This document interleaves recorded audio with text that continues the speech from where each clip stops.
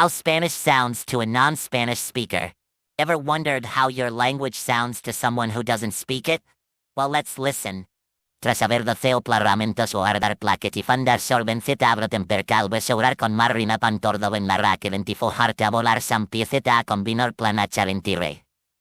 Brinsa plaforten quintar con nomi brasindor pertiso que tan montaso vidar vencida ron placer tense voltar car más que torlon charrida ver tras una mentica so perdo pan caronas y lo raventar con mentido harso malte. Yes, I know it sounds nothing like the actual language. My channel is called Language Gibberish after all. I'm sure those who completely missed the point will flood the comments with "this is nonsense and your pronunciation is all wrong." All because they didn't get the joke. Follow me if you want to hear Spongebob obliterate more languages in hilarious gibberish.